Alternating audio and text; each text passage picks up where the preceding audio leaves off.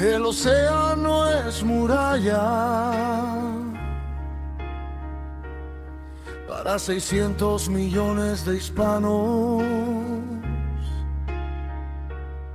unidos por un mismo destino.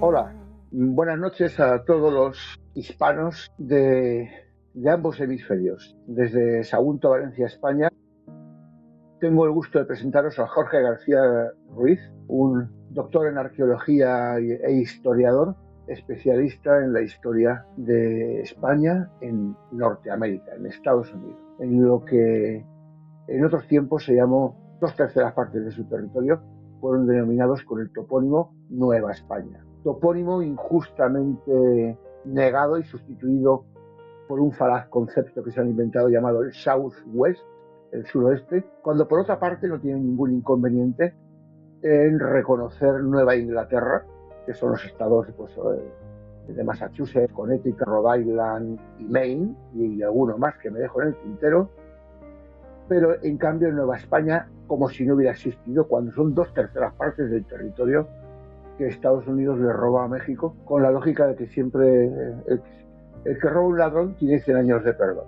porque también fue robado a España, por parte de los que luego se constituyeron con el infame e ilegítimo nombre de México, Imperio Mexicano, si quieren llamar. En fin, pues Jorge es el autor del libro Presidio, donde cuenta la historia con datos, señales, argumentos y fuentes primarias de la presencia española en Texas, la cual aún persiste, y se ha atrevido a dar un salto superior aprovechando la efeméride de este año en que se celebra la independencia de Estados Unidos en 1776 y bueno, pues ha escrito el libro Revolución, en el cual cuenta cuál fue la intervención española la decisiva intervención española en la independencia de Estados Unidos, porque sin España, Estados Unidos hoy no existiría. Y aún así, España ha sido injustamente tratada por Estados Unidos en innumerables ocasiones. No tengo que recordar la guerra de 1898, pero al mismo tiempo, la doble vara de medir que tienen los norteamericanos, que es proporcional y equivalente a su doble moral, pues hace que en cualquier ciudad de Estados Unidos exista la calle, la avenida o la plaza de Lafayette, pero no existe nadie más. Lafayette es el héroe y Bernardo de Gálvez, Gonzaga, Miralles y alguno más que me dejo en el tintero, Gardoqui, pues no existen, solo existe Lafayette y el héroe americano, ese mito falaz que se han inventado del héroe americano, cuyo mayor mérito pues son sus masacres, sus genocidios y sus exterminios. En fin, para tal menester vamos a tocar el tema en profundidad sobre el fraude, el doble fraude, el fraude que Estados Unidos le hace al resto del mundo falseando su historia y el fraude de la falsa historia y el falso protagonismo que se arroga Francia en la independencia de ese gran país, que es tan grande ese país como grande su hipocresía y doble moral, como he dicho antes. Buenas noches, Jorge. Ya no estás en Texas, ¿verdad? No, ahora mismo estoy en España.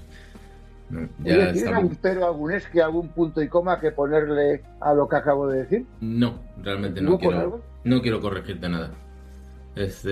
Ahora mismo estoy en un momento personal en el que si me pinchas ya ni sangro. Entonces sí. Entonces no vamos a profundizar en ese tema. Vamos a hablar yo vengo a hablar de mi libro, como decía aquel, ¿verdad? Sí, Paco Umbral, eso decía Paco Umbral. Sí. Aquí voy a hablar de mi libro. Y sostengo lo que has dicho. Y mucho más, pero no quiero entrar en eso. A nivel histórico sí que vas a entrar en eso. Hombre, sí, eso por supuesto. En histórico se evidencia lo que yo he dicho, creo yo. Vamos. Claro que sí, porque de eso hemos venido. Hemos venido a hablar solo de la verdad histórica y de mi libro. Y porque al final el libro pues es una colección de documentos primarios, fuentes primarias. No es literatura, que la gente entienda, ¿no? ¿Cómo? ¿De dónde has obtenido las fuentes primarias? No, ¿cómo dices? ¿Que de dónde has obtenido las fuentes primarias? Sí, es que se te corta por lo menos a mí se me... Yo te oigo perfecto. Te preguntaba que de Vale. dónde has obtenido las fuentes primarias. Las fuentes primarias están, esto es como el aire que respiramos, las tenemos por todas partes. O sea, quien ahora mismo se escude en que no hay documentos, o sea, o es tonto directamente, o es Mm, mala gente, ¿no? Pues tiene un sesgo, tiene un interés en decir que no hay documentos, pero ha salido un libro de 500 páginas, con 30 capítulos en los que cada uno podría abrir un libro, una investigación individual, porque yo prácticamente en y estos, hacer en un este libro de cada libro, capítulo, ¿no? sí, sí, o sea, es una cosa tremenda. Yo fíjate que la intención que tenía pues era el hacer un libro conmemorativo como el de todo el mundo cuando te viene una efemérides.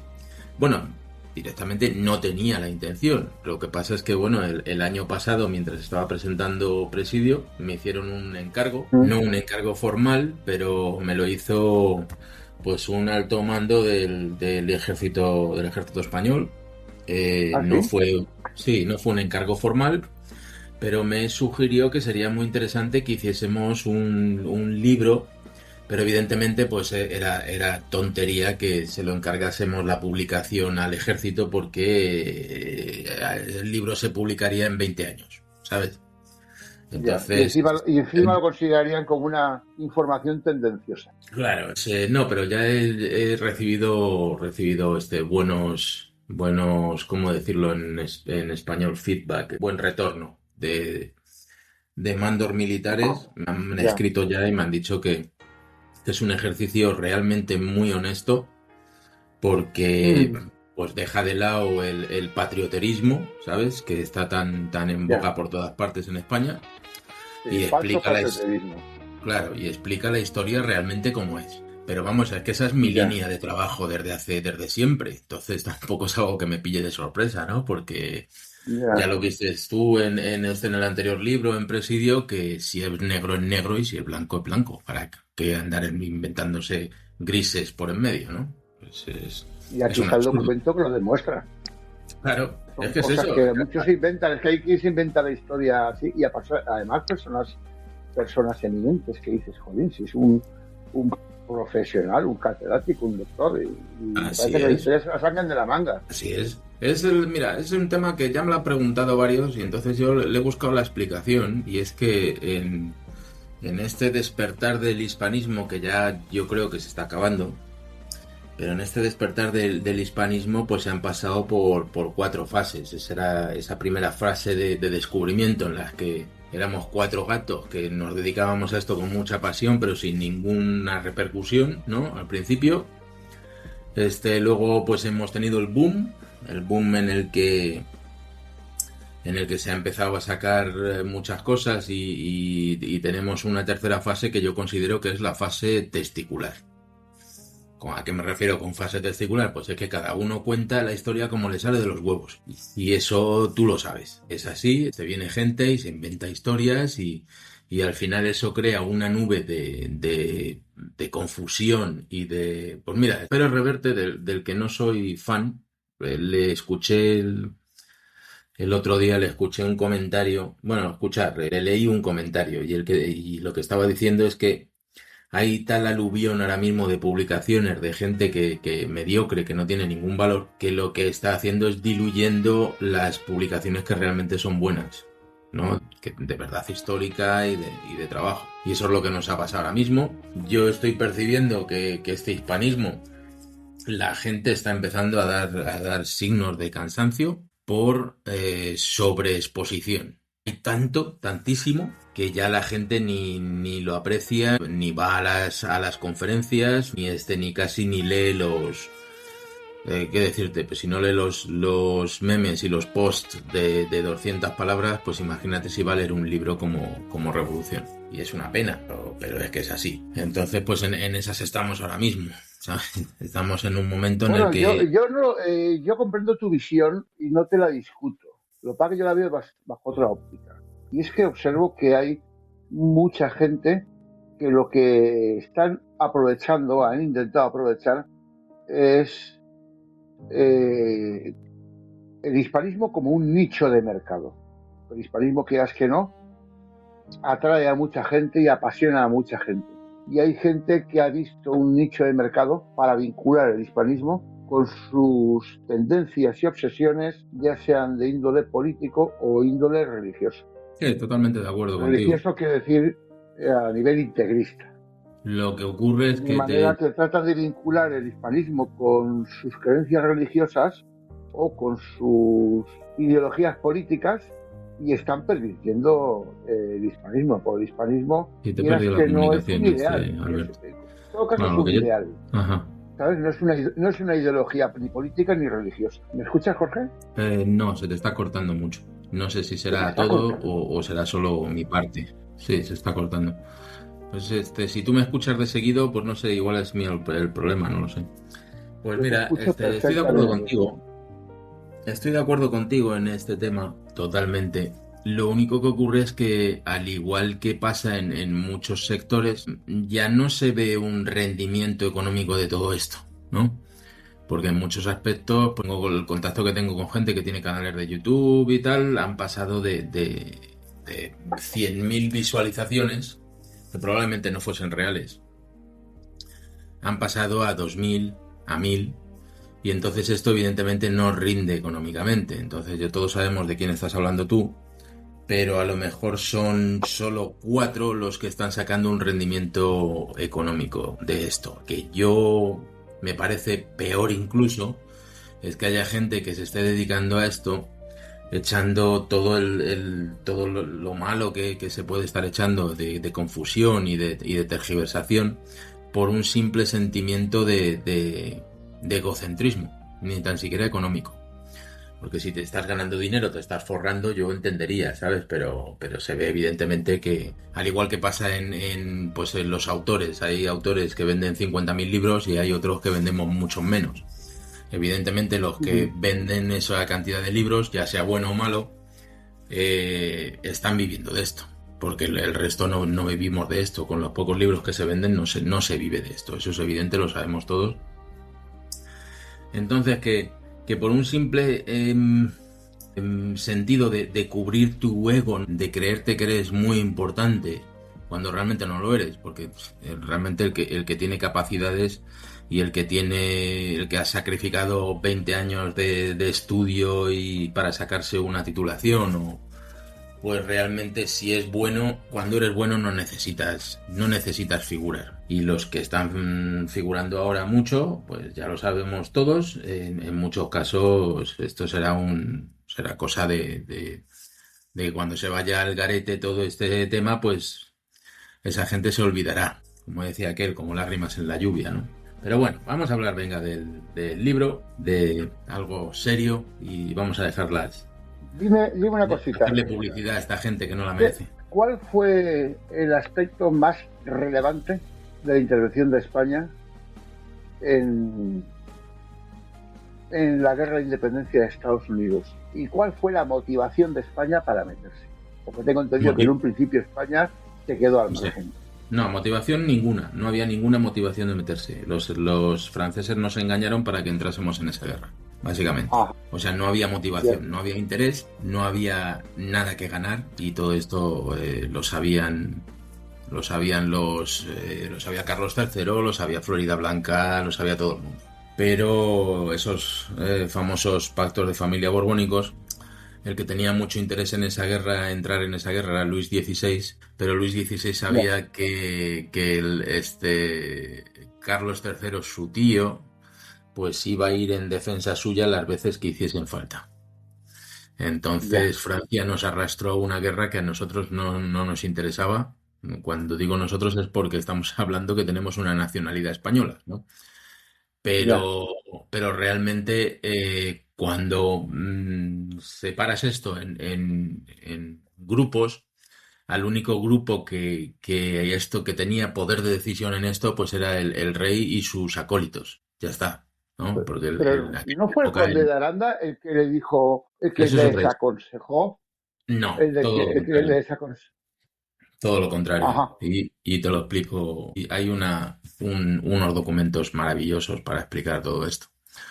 Nosotros entramos, el que más apretó para que se entrase en esa guerra fue precisamente el conde de Aranda. ¿Sí?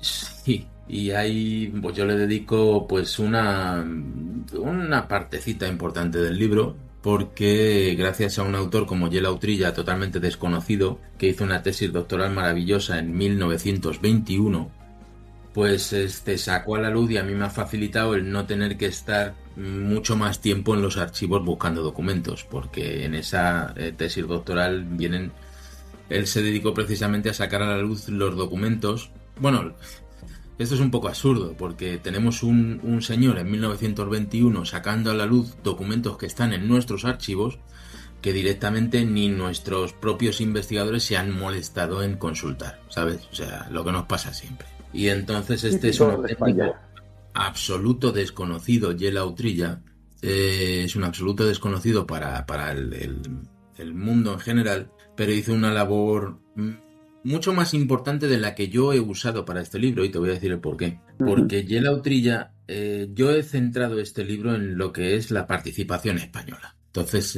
lo de Francia lo he utilizado únicamente para hacerle una comparativa en algunos casos con lo que hizo España y tal, pero no he profundizado en lo francés, porque eso de verdad que merecería un libro, otro libro distinto, ¿no?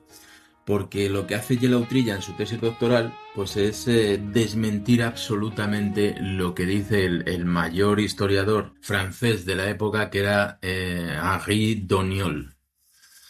Y claro, pues este tío escribe a la mayor gloria de Francia, evidentemente. Primero porque Francia son los que sacaron la propaganda, son los inventores de la propaganda, hasta con una lascivia que resulta bochornosa, absolutamente.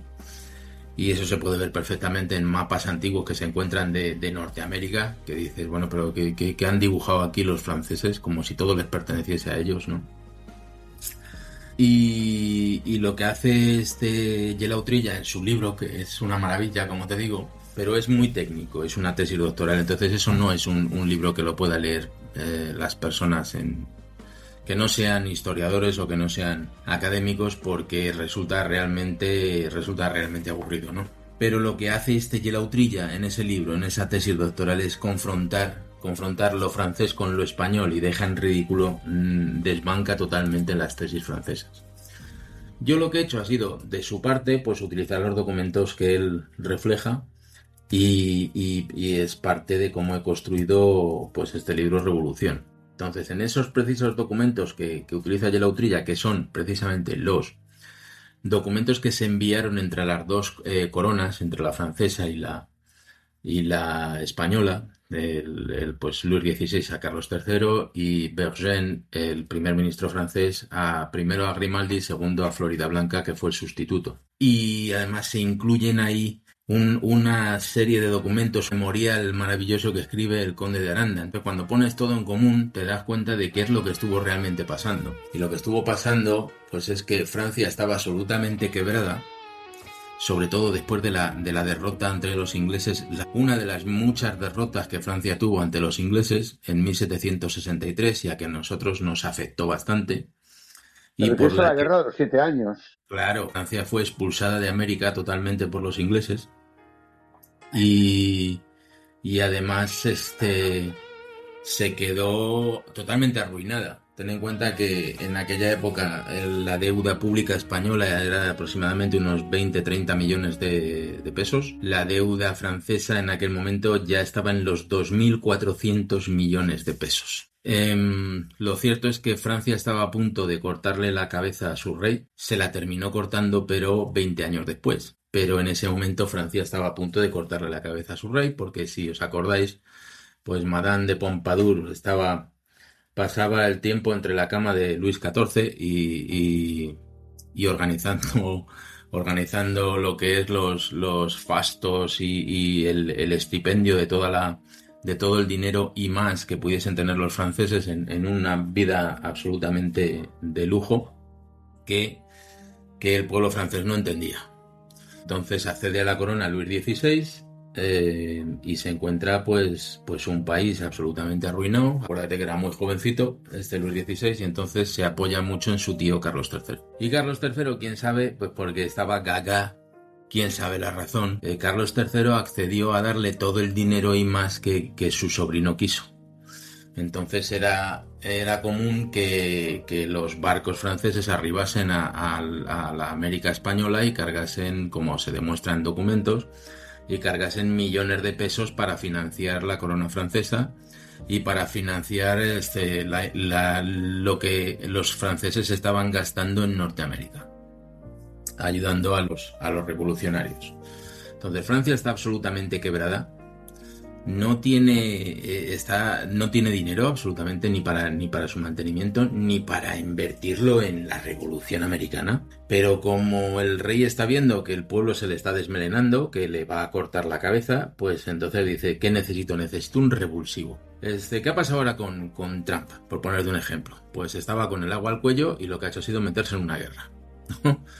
Pues aunque sea para distraer al personal. Pues lo mismo le pasó a Francia. Francia estaba absolutamente arruinada y en una situación de pobreza absoluta. La gran Francia, imagínate. Y entonces, ¿qué hizo? Pues meterse en una guerra. Se metió en la guerra de la independencia americana porque pensaba, fíjate el pensamiento de Luis XVI. Pensaba que metiéndose en la guerra eso iba a ser un revulsivo para su pueblo y que no le cortase la cabeza.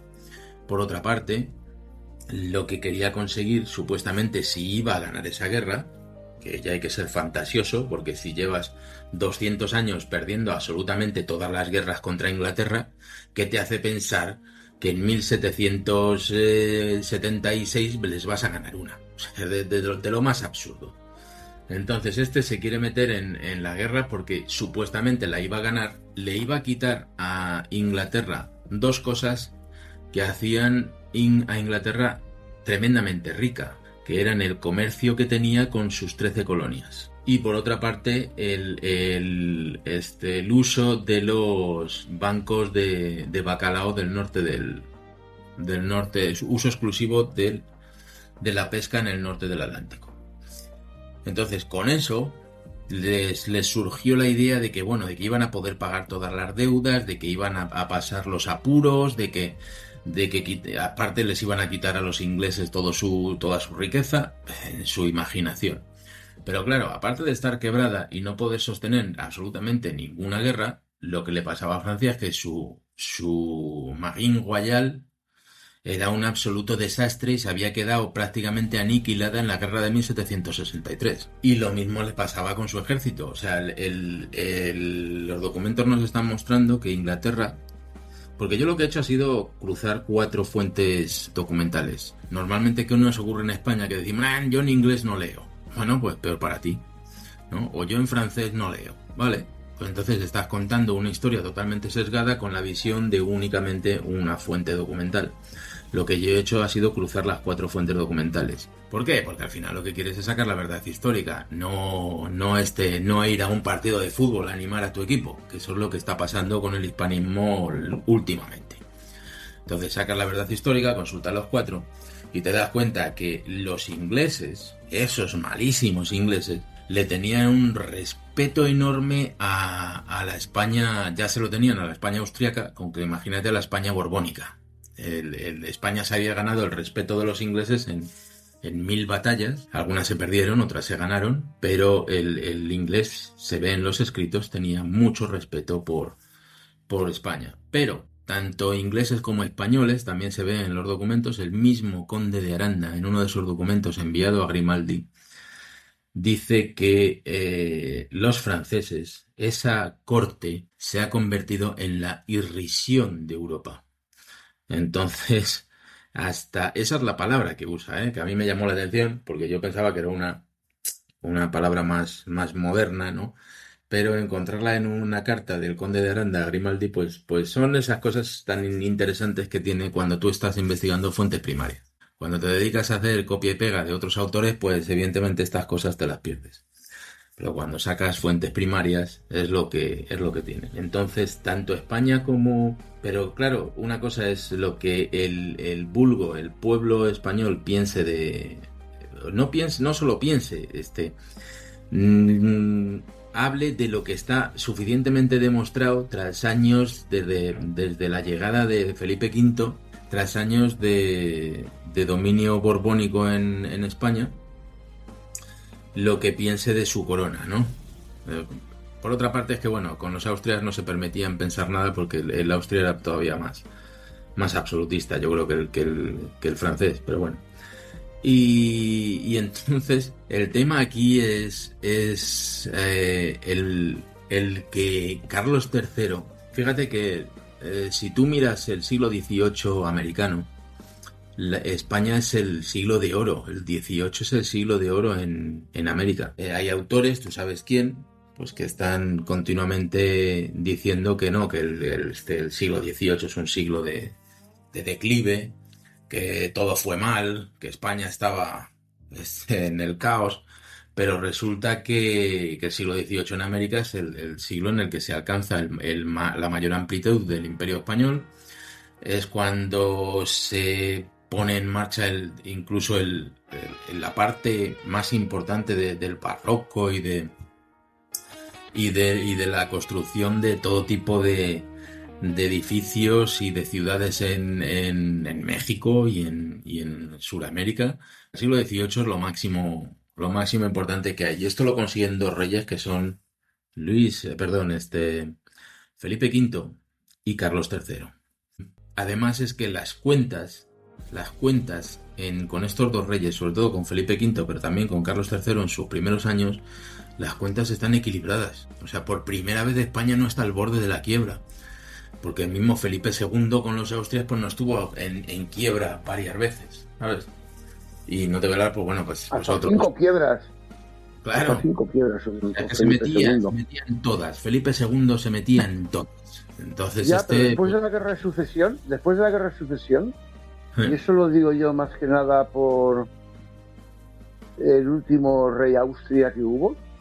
Sí, el iluminado. La sorpresa, el impotente, sí, el hechizado. Sí, el hechizado. Era Carlos II, ¿era? No me acuerdo bien. No, Carlos II. Carlos II el hechizado, sí. Llamado. Sí. Pues Felipe V, cuando después de ganar la guerra de sucesión y coger el control de la hacienda, las sorpresas que se llevaron es que la hacienda tenía las cuentas equilibradas o incluso con superávit. Bueno, ahí hay discrepancias, ¿sí? Bueno, pues eso es lo que las noticias que me han llegado a mí, que las últimas décadas del siglo XVII, que empezaron siendo ruinosas, con una hiperinflación bestial, pues fue tal la lucha contra los problemas económicos que el siglo lo acabamos con las cuentas muy equilibradas. Cosa que Francia eso no lo ha visto en la vida, ni siquiera en el presente. Por favor. No, que va. Francia estaba totalmente arruinada ya en ese momento. O sea, el hacer referencias a Francia o tomar como referencia a Francia es un absurdo total. Pero vamos, eso está totalmente demostrado y está demostrado. O sea, aquí lo extraño es que Felipe V, que venía en calidad de rey francés, se hispanizase tanto que hasta que renunciase a la corona de Francia. Claro, a lo mejor era por la enorme deuda que tenía Francia. ¿Quién sabe? Pero... todos los reyes, yo lo que quiero defender es la idea de que todos los reyes tienen sus claros y tienen sus oscuros, ¿sabes? Entonces esta idea que tenemos ahora últimamente en España de que los Borbones son los culpables de todo, pues son los culpables de todo porque les tocó el momento en el que se fue al carajo el Imperio Español, ¿sabes? Pero se podía haber ido antes. Pero te digo una cosa, mi opinión sobre ese aspecto es que eso es una estrategia del presente apalancándose en el pasado. Tratan de denigrar a los Borbones del presente, justificándose con el pasado. Pues a eso es a lo que iba, Alberto. Estoy totalmente de acuerdo contigo. Es que el tema de los Borbones, de echar toda la culpa sobre los Borbones, es porque se quieren cargar a la actual monarquía. Pero justamente si lo analizamos bien, Felipe V era Felipe V de Borbón y Austria. Era el legítimo heredero, el más legítimo heredero. Pero si ese es el problema. Y fue elegido como rey de España por esa razón, porque era el más legítimo heredero. Ese es el problema actual, que yo te digo lo que está pasando, lo que yo estoy observando es que se ha futbolizado la historia de España. Y tú lo vas a entender cuando te lo explique. O sea, teníamos a gente que se dedicaba al fútbol, ¿no? A su Sevilla, a su Betis, a su Madrid, a su Barça y a la selección española, y de repente en un momento dado pues ha visto la luz y ha dicho, oye, pues me quiero culturizar un poco. Y entonces se han venido al hispanismo a defender a España. Pero realmente son gente que están absolutamente, que son hooligans, son fanáticos de esto, pero no admiten la más mínima debate o discrepancia o adquirir un conocimiento que vaya en contra de las tesis de los nuevos mesías, de los falsos mesías de la hispanidad, ¿no? Tú eso lo sabes, ya lo hemos hablado más de una vez. Entonces eso es lo que tenemos. Mucho entre la gente popular que pues defiende a España como el que defiende a su equipo de fútbol. Así es, se ha futbolizado. Yo lo tengo demostrado, se ha futbolizado. O sea, todo el fan de su equipo de fútbol, ahí insultando al árbitro, insultando al contrario, eso se ha venido al hispanismo y los tienes claramente identificados, no hace falta decir nombres, pero es así. Entonces, el que les vengas luego con una verdad histórica y les vengas a decir, era Felipe V de Borbón y Austria, y eso le causa un cortocircuito, porque para ellos son Borbones y entonces hay que explicar la historia en cajitas. Una cajita para los franceses, y son franceses, y como son franceses son malos. Claro, pues a Felipe V le ofrecieron. Lo que no saben es que Felipe V ya muchos años atrás ya sabía que era el legítimo heredero del trono español. Y fue preparado precisamente para gobernar España. Y le ofrecieron la corona de Francia, como sabes que le ofrecieron, y se negó. Dijo, no, yo ya soy español, mi país es España. Entonces, ahí el problema es generalizar, porque hay unos intereses actuales. Todos los reyes tienen sus claros y tienen sus oscuros. Al mismo Carlos IV, el mismísimo Carlos IV. ¿Qué parte de culpa tiene Carlos IV de lo que hizo Godoy? ¿Qué parte? Porque no, es que era un rey, pues era un rey como el resto de los reyes. Había algunos que eran un poco más listos y otros que eran un poco menos listos. Pero un traidorazo como puede ser Godoy, como puede ser ¿qué culpa tiene Felipe VI de que el resto de los españoles hayamos elegido al presidente de gobierno que tenemos hoy en día? ¿Me entiendes por dónde voy? Pretenden hacer ver que la estupidez es una cosa hereditaria. Ahí que como Carlos IV fue malo, o Fernando VII fue terrible, sí. Pues entonces ahí tiene que ser malo el presente y el padre del presente. Eso es lo que se busca, pero no se está buscando la verdad histórica. Y la verdad histórica es que dentro de había Borbones buenos, había Borbones menos buenos, había fases de la gobernación borbónica. Por ejemplo, Carlos III. Carlos III fue un rey bastante bueno, hasta que la cagó, yo lo dejo claro en el libro, la cagó en el año 1779 cuando decide meterse en la guerra de independencia de los Estados Unidos. Ese fue un error tremendo que causó la caída del Imperio Español. Con el tiempo, no en ese momento exactamente, pero es que claro, la gente es incapaz de entender esto. Cuando asentó un precedente que se quedó en la mente colectiva a partir de ahí, los sediciosos. Y llegó una cascada en cadena y se fue perdiendo todo, absolutamente todo, y nos quedamos con lo que tenemos hoy en día. Entonces eso yo Estados Unidos fue el ejemplo en el que se fundamentaron los sediciosos que después independizaron a América de España. Así es, pero como aún hoy en día estamos politizando todo y explicando todo de forma generalista, pues es imposible hacerle entender a la gente que Carlos III fue buen rey hasta que en un momento la cagó. Entonces, ¿cómo vas a comparar el reinado de Carlos III, la primera década, con el reinado de Carlos III, la última década? O sea, es que son dos reyes. Permíteme que te haga una observación concluyente del tema este. Dime. Y es que yo he detectado que el perfil de los que denostan, yo no soy defensor de los Borbones necesariamente, que además es que es estúpido en la historia que tú seas partidario de un bando u otro, cuando lo que se trata es analizar la historia. Pero yo he observado que algunos de los que hipócritamente se definen como hispanistas y denostan y denigran a los Borbones, realmente en su ideología política, que también la promueven a través del hispanismo, son marcadamente republicanos. Totalmente, eso estoy contigo al 100%. Yo, mira, entonces yo no ahí soy... se les ve el plumero por ahí. Su rollo no es si fueron mejores o peores los Borbones. Se trata de cargarse a los Borbones del presente. Yo no soy absolutamente monárquico, no soy. Nunca lo he sido, precisamente porque yo he nacido bajo un rey, Juan Carlos I, que no me gustaba nada. Entonces, ahora te digo, sin ser monárquico, Felipe VI lo está haciendo bastante mejor que el padre, porque quizá estaba mejor preparado para lo que se le vino, ¿no? Todos ya conocemos a Juan Carlos I, pues era un vivales y las cosas como son. Yo era absolutamente republicano cuando teníamos a Juan Carlos I. Ahora te admito que Felipe VI está haciendo buen trabajo con las herramientas que tiene. Es que no le hemos dejado ninguna herramienta. O sea, ¿cómo le vas a...? Claro, no le vas a usar de lo que hace Pedro Sánchez cuando Felipe VI tiene las manos atadas con ese tema. O sea, es que esto es de lo más absurdo. Vamos a las cosas como son. Y yo sobre todo te diría que a mí me gustaría que todos estos antiborbónicos y antimonárquicos que nos han surgido como setas me explicasen cuál es el plan B. O sea, ¿qué plan tenemos para el día siguiente?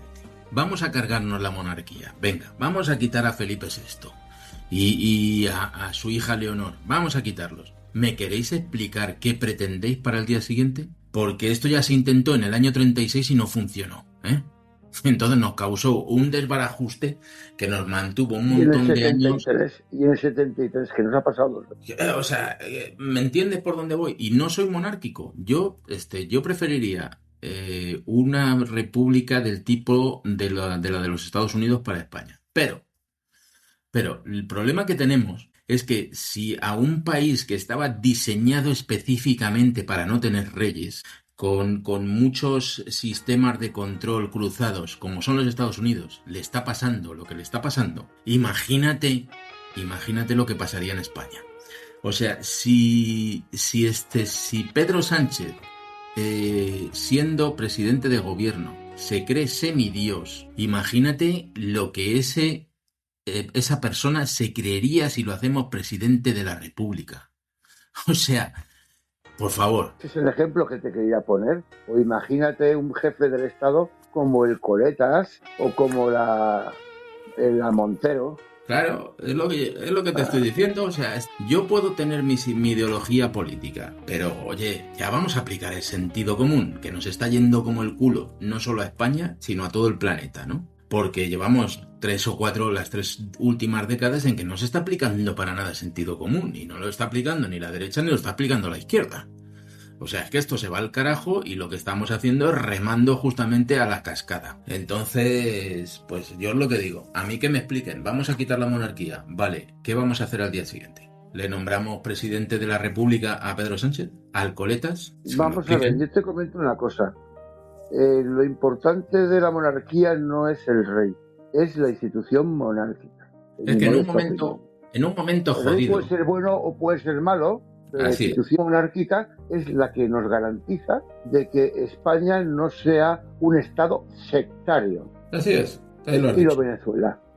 Ahí lo has dicho. Que caiga en manos de una ideología y que la ideología quiera formatear el estado a su propio capricho, imagen y semejanza. Así es. Mira, lo que nos pasa con la monarquía en España es que la hemos quitado absolutamente todas sus funciones, únicamente tiene una función representativa, pero es que es una función representativa del partido en el gobierno, porque ahí se le prohibió a Felipe VI ir a la inauguración de Notre Dame, de la Catedral de Notre Dame. ¿Por qué se le prohíbe? ¿Por qué se le prohíbe? O sea, van todos los jefes de Estado de Europa, del mundo, a ese evento y falta Felipe VI, porque le apetece al partido en el gobierno. O sea, esto es una incongruencia, pero en cambio sí que parece ser que va a ir al Mundial de Fútbol en México. tócate las pelotas. Tócate las pelotas. Yo lo único que, y no estoy seguro de ello, porque como le hemos dejado absolutamente sin funciones al rey, lo que yo veo en una monarquía para España, bajo la actual estructura, pues es que si esto va mal, si esto se nos tuerce y vamos a una guerra civil otra vez, la monarquía pueda hacer algo por aportar sentido común y parar ese destrozo, ¿vale? Esa es mi, ¿cómo decirte? No mi confianza, esa es mi esperanza, porque ni tan para eso tengo confianza, ¿vale? Yo siempre pongo el ejemplo, Jorge, que la monarquía es como un seguro de incendios de tu casa. Sí, pero en este caso que mientras no hay incendio, pues es un gasto estúpido y absurdo que dices no vale para nada hasta que el día que tu casa se prende fuego. Entonces sí que es útil. Ya, esa es la analogía que yo hago con la utilidad del rey. Y es que el rey tiene la capacidad de acumular todos los poderes del Estado y decir, hasta aquí hemos llegado. Sí, se ha acabado el rollo. ¿Le vamos a dejar o no? Porque de eso se trata, de que le dejemos. Es su función constitucional. Pero si se te quema la casa, y no usas tu póliza de seguros, pues es como si no la tuvieses. A ver, entonces, pues bueno, retomando un poquito lo que es lo de la Revolución Americana. Hay Borbones y hay Borbones. ¿Tiene algo que ver este Borbón con el anterior Borbón? Nada, en absoluto. Y con su padre siquiera. No, por eso te digo. O sea, no con el Borbón, quiero decir, el Felipe VI tiene algo que ver con Juan Carlos I, absolutamente nada. Juan Carlos I tenía algo que ver con Alfonso XIII, con Alfonso XII, ni de coña. O sea, hacer comparaciones de este estilo y hacer generalizaciones de este tipo es un absurdo. Y lo que te decía, Carlos III tenía muy bien por la mano el reino hasta que la cagó con la independencia americana. Entonces, ¿es el mismo Carlos III el de después de la independencia que el de antes? Pues tampoco. Entonces, esa generalización que se hace, yo cuando se ponen a hablar, ya dices, bueno, pues la gente tiene un sesgo, o sea, lo que hay que decirles a esta gente, hay que decirles, mira, vas a ponerle un poquito de conocimiento a tu ideología, porque lo único que tienes es ideología, lo que nos está pasando con este tema. Ya dejando un poquito de lado este tema, pues lo que hablábamos al principio, pues es que Luis XVI le estafó tranquilamente a Carlos III pues todo el oro y el moro, absolutamente. Fue una estafa, eso hay que decirlo claramente. Y a lo mejor se pretendía, tú me decías que qué motivaciones había. Lo que había, más que motivaciones, había miedos. Había un miedo enorme por parte de España de decir, bueno, no nos queremos meter en guerra con los ingleses, pero hay un problema, es que España está en América. Francia ya no estaba. Francia lo único que tenía en América era la Luisiana y la parte de arriba de Canadá. Eso era lo que perdió Francia en la guerra contra Inglaterra de los 7 años.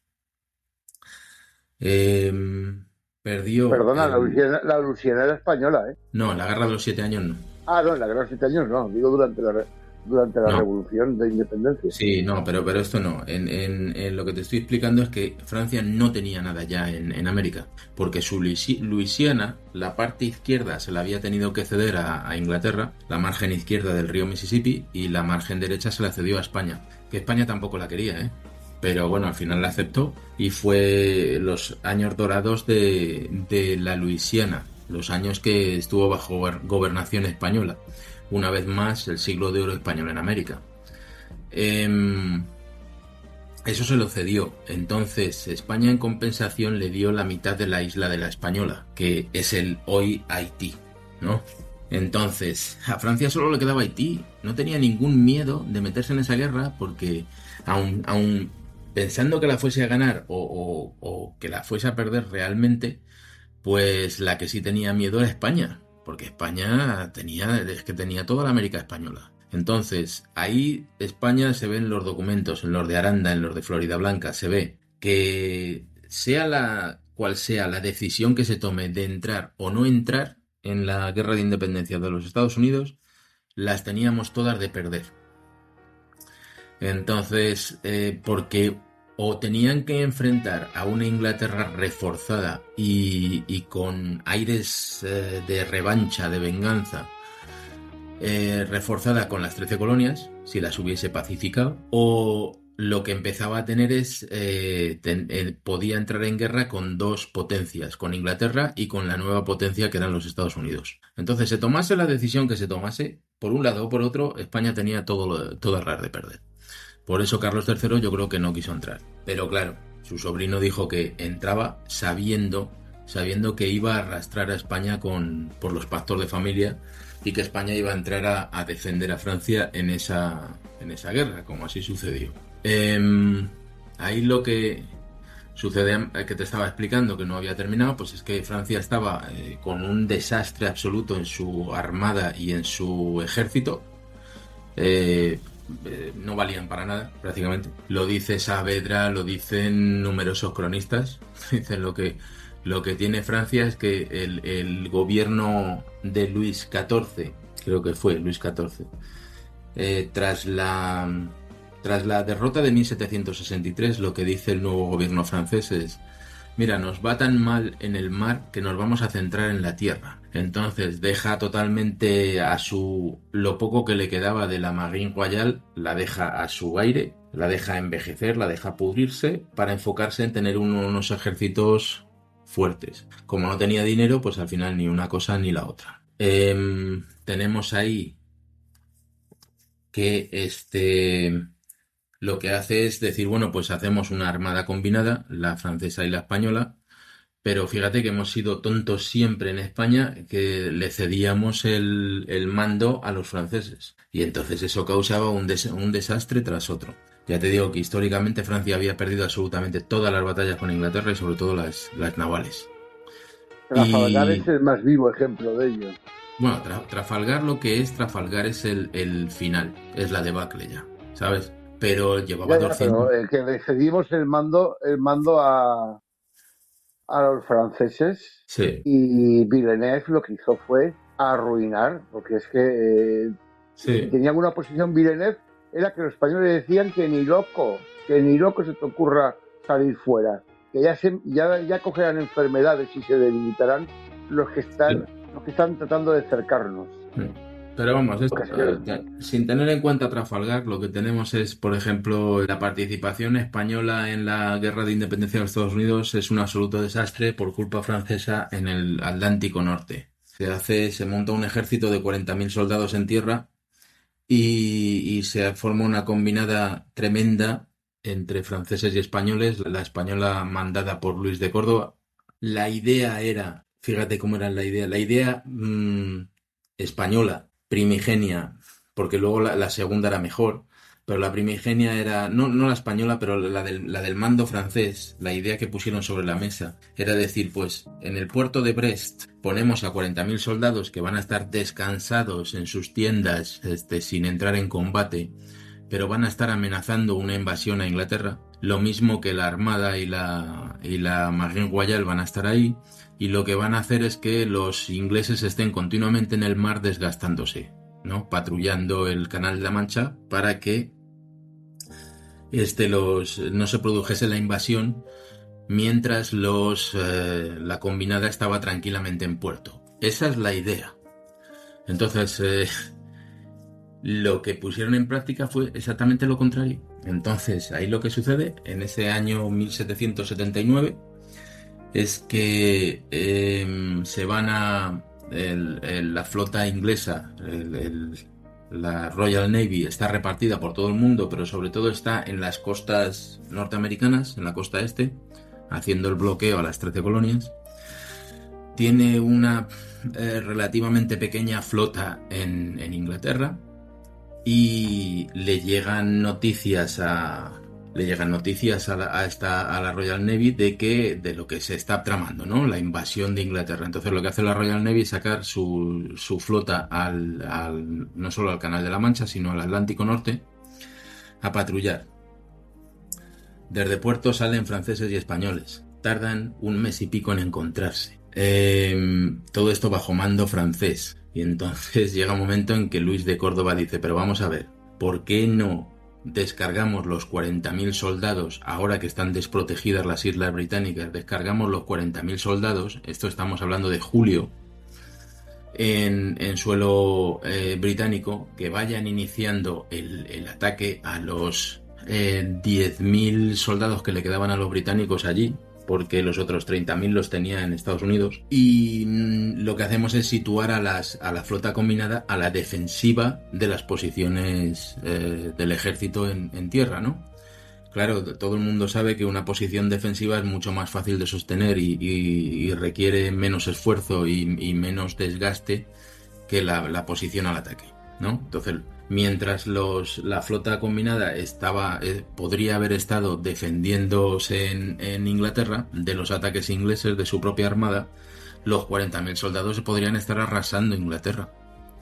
Entonces dicen los franceses que no les parece bien esa idea de Luis de Córdoba, porque dicen que Luis de Córdoba es un señor de 80 años o de 70 años, es un viejo que no tiene ni idea de lo que está hablando. Total, que la idea francesa entonces es decir, vamos a patrullar el Canal de la Mancha, a patrullar buscando a la Royal Navy, a la flota inglesa en el Atlántico Norte, vamos a acabar con la flota inglesa y cuando hayamos acabado con ella, entonces descargamos a los 40.000 soldados. O sea, la incompetencia tan grande que se ven en los documentos, en absolutamente todas las acciones de esta guerra de independencia por parte francesa, es que no hicieron ni una sola derechas, ni una sola, ¿sabes?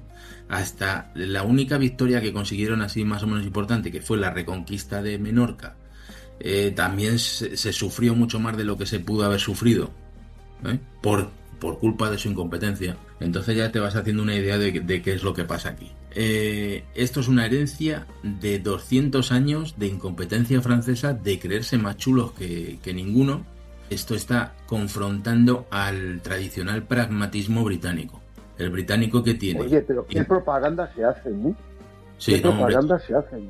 Total, son los mejores del mundo. Así es. Y se venden... mira, si es Francia el líder en algo, es en publicidad de autobombo, el famoso chauvinismo. Sí es. Son los inventores. Porque no hay país que haya sido más humillado y más veces y por todo el mundo Así es. en Europa que Francia. Porque a Francia le hemos humillado a los españoles, le han humillado a los franceses, le han humillado a los alemanes, le han humillado en sus propias colonias. Todos. O sea, es una cosa, pero... Es un país que ha sido desde de fracaso en fracaso hasta el fracaso final. Así es. Pero te venden la película de que la France, lo grande que es la France, la grandeza de la France. Y yo Tú sabes que Francia estaba... Es que hasta la guerra de independencia norteamericana fue un fracaso para Francia. Total. Porque realmente la Revolución Francesa, la razón de fondo de su surgimiento fueron las deudas que arrastraban desde la guerra de independencia de Estados Unidos. Lo te comentaba antes, la guerra de los 7 años la termina con Francia con 2.400 millones de pesos de deuda. Era imposible. Francia ni pidiendo préstamos conseguía pagar los intereses. Y gran parte de ello se lo debía a España. Llega después de la independencia de los Estados Unidos y Francia tiene una deuda de 4.000 millones de pesos. Ahí a España se la había disparado porque empezó con 30 millones y acabó con 120. Pero aún así era manejable los 120 millones de pesos. Pero lo de Francia fue absolutamente una debacle. Gran parte de esa deuda la tenía con España. Pues, ¿qué hacen los franceses? En 1789, o sea, 6 años después, le cortan la cabeza a su rey y dicen, no vamos a pagar ni una sola deuda porque esto es un nuevo régimen y entonces no vamos a hacer honor a las deudas del ancien régime, al antiguo régimen, ¿no? El de los reyes. Y no pagaron nada. Entonces ahí tenemos pues el surgimiento luego de Napoleón, porque claro, y es el mismo que en Estados Unidos. En Estados Unidos, si tú no tienes que pagar tu deuda, si tú dices no tengo deuda, no tengo que pagarla, si tú no tienes que pagar tu deuda, pues es como quien vive, no tiene que pagar ni hipoteca ni alquiler, ¿no? Todo el beneficio. Ahora, si ya después del nacimiento de tu país resulta que estás empeñado hasta las cejas a ver cómo sacas eso adelante, pues eso es imposible. Y eso es lo que les pasó a los países españoles en América que nacieron con una con una deuda enorme que algunos pues han tardado 200 años en pagarla, ¿no? Ahí estaban situados tranquilamente los ingleses, que no son los promotores de las independencias americanas, pero sacaron un partido enorme a las inversiones que hicieron allí. Quien realmente promueve, financia todas las independencias americanas son los Estados Unidos de América. Y eso está en todos los documentos. Lo que ocurre es que, claro, hay gente ahora en España... Me estás dando una sorpresa, ¿eh? Me estás dando una sorpresa. En España la gente se pone muy cachonda. Según mis datos, la iniciativa de las independencias era el interés de monopolizar el comercio como lo monopolizó todo el 19 Inglaterra. Y en un principio Estados Unidos era un actor secundario. No, es mucho más complicado que todo eso.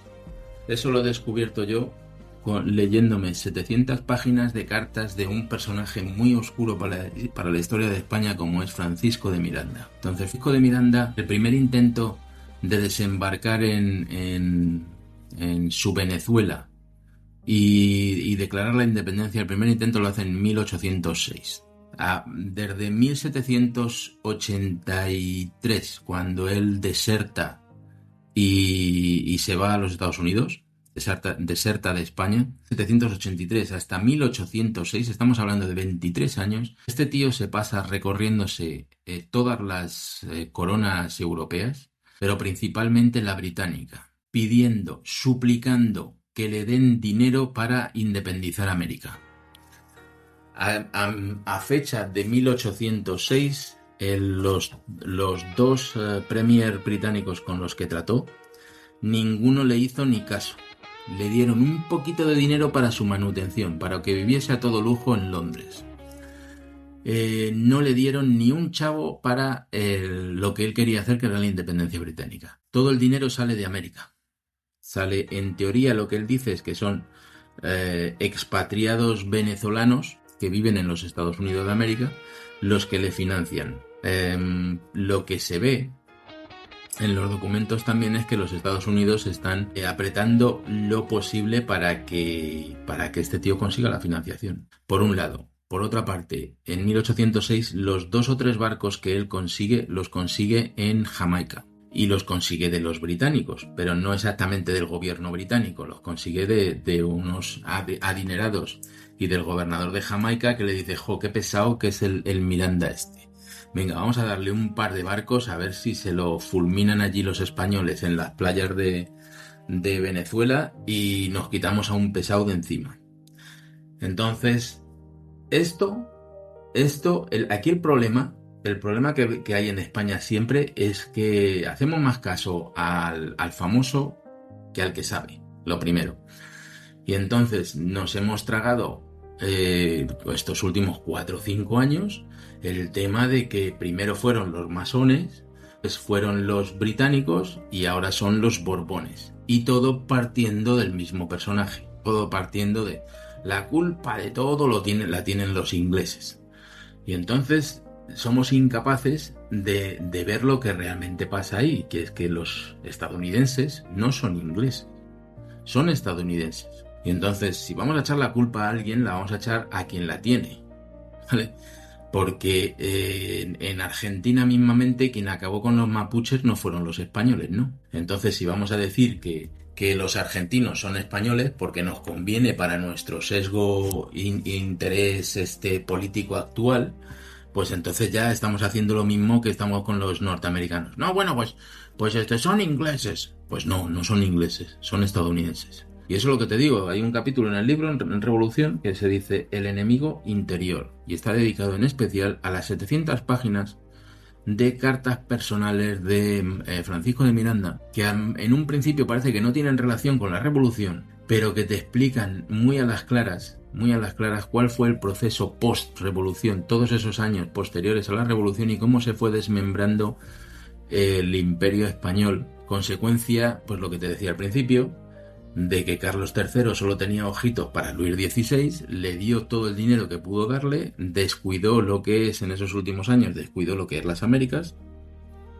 Y ya, claro, cuando llega Carlos IV y está Fernando VII, pues se nos va todo a la mierda, ¿no? Pero el enemigo interior, no nos lo despistemos. En España siempre nuestro gran problema ha sido el enemigo interior. Y eso lo seguimos sufriendo, ¿eh? ¿Tienes alguna pregunta más por ahí? Ya lo dijo Amadeo de Saboya, que los que dañan a España con la pluma, con la espada, son españoles. Sí, así es. Y yo lo que te digo, pues es que el problema es que ahora mismo estamos echando la culpa de todo a los ingleses, que la tienen mucha culpa. Yo no los estoy eximiendo ni los estoy blanqueando. Pero es que... Y ahí tengo una objeción, ¿eh? El ejército que combatió en España, el ejército inglés que combatió en España a Napoleón, era un ejército creado y que estaba de camino a América. Y lo desviaron para venir a España por un cambio de planes. Sí. Ese ejército iba a América a independizar Hispanoamérica de España, a romper España en América. Fíjate que no está tan clara la cosa. ¿Vale? No vamos a entrar en ese porque se escapa de lo que es el libro Revolución, sí, pero no es la temática, la verdad es que no es el tema. Ahí yo lo que te quería preguntar era quiénes son los principales protagonistas de las acciones de España en favor y beneficio de la independencia de Estados Unidos, Jorge. Mira, ¿quiénes son los principales protagonistas? Porque Francisco Miranda, quieras que no, es un actor, en mi opinión, es un actor secundario. Sí, pero negativo. Yo lo he destacado porque es negativo. No, porque realmente Francisco de Miranda es un personaje que es un criollo que compra su plaza de capitán, o sea, no es militar de carrera, compra su plaza de capitán en Madrid, le mandan a Melilla y la única, a Ceuta, me parece que fue al sitio de Ceuta, y la única heroica acción que tenemos registrada en sus propias palabras, con sus propios documentos, de lo que hizo en Ceuta es pedir el traslado a Madrid. O sea, lo pidió varias veces. Esa es la única heroica. Entonces tienes a gente de Venezuela que está diciendo que es el mayor héroe de la batalla de Pensacola. Y en Pensacola este señor era un simple capitán. Era el machaca de Cajigal, del general Cajigal. Entre los dos, por eso se llevaban tan bien, porque eran dos corruptazos de tomo y lomo. ¿Vale? Y la crónica que hace, lo único que hace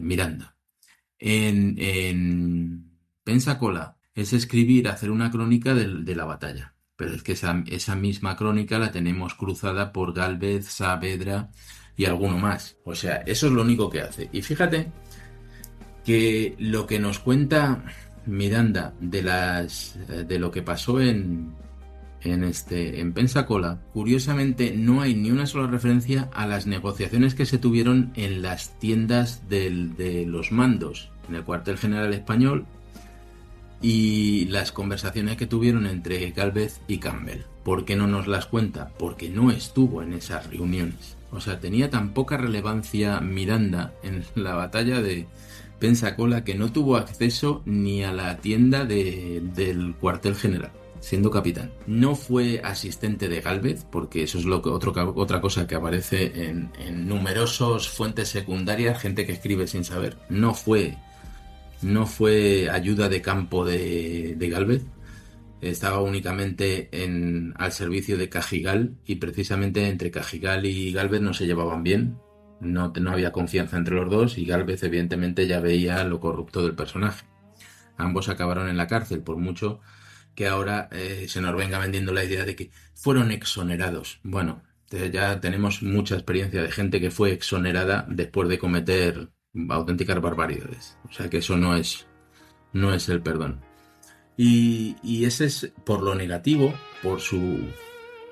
por esa negatividad y por esa traición que cometió contra España, continuamente tratando de perseguir la independencia de la América española y la desmembración, la balcanización de España. Es un personaje tan negativo o más que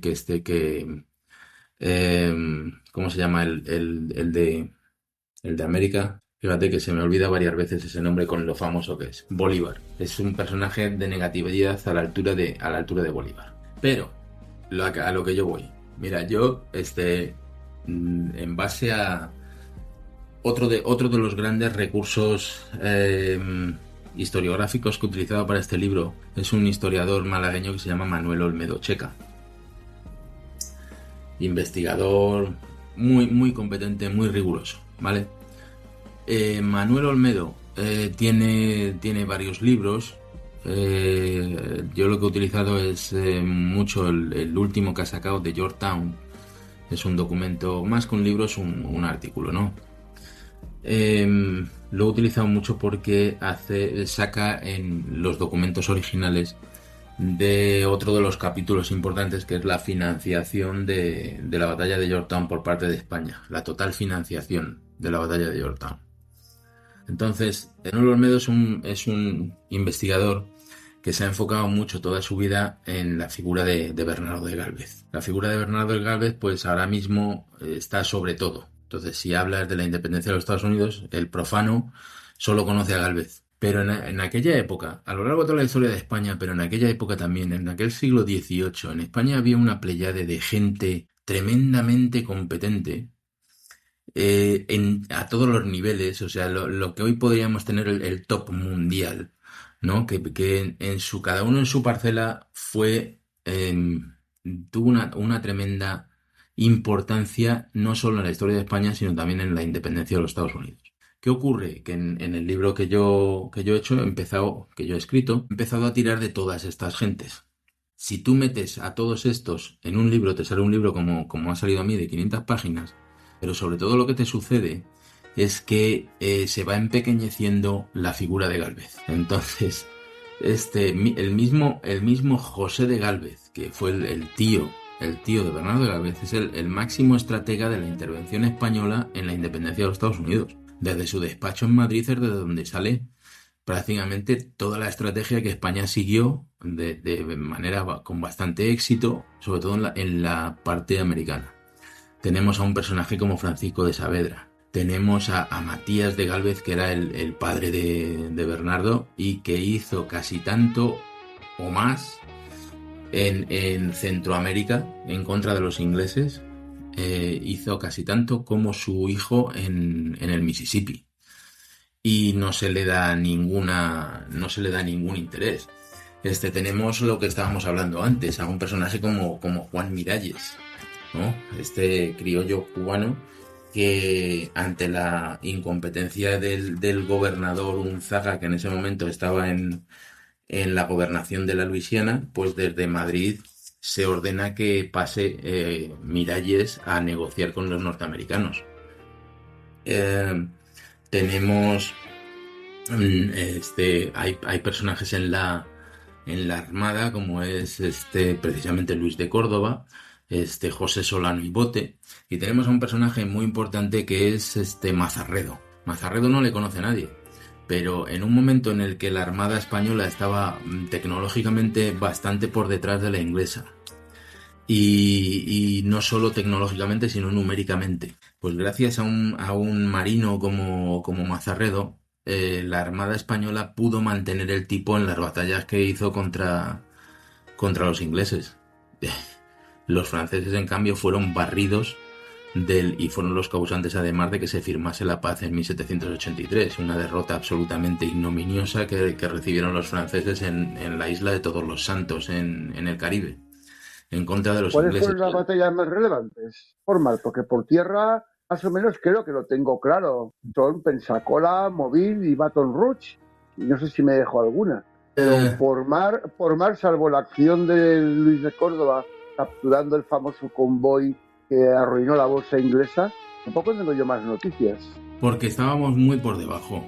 Es que el problema, yo también hay un capítulo en el libro en el que analizo este tema, y el problema es que España, de los 4 imperios aquí en lucha, ya teniendo en cuenta que los Estados Unidos se les podría considerar ya una potencia igual que las otras dos, que España o que Francia en aquel momento. De esas 4 fuerzas en lucha, la que realmente tenía más dinero era España. España estaba primero, casi no tenía deuda pública, como te he dicho, eran de 20 millones, y había una continua entrada de dinero desde la América española. que sí, que había muchas obligaciones y no sé, igual no se podía dar para todo. Pero haces un cálculo en el momento de entrar España en esa guerra. España tiene el navío de línea es el barco que sirve como referencia en aquel momento, para catalogar la potencia de las marinas, ¿no? De la Royal Navy o de la Marine Royale o de la Armada Española. Es el navío de línea. En ese momento, España tiene 63, creo recordar que eran 63, pues son muchos los datos, 63 navíos de línea. Espérate, te lo voy a decir con más, porque lo tengo aquí en una página exactamente. Tengo un cuadro con la potencia naval de todos los que estaban en litigio, ¿no?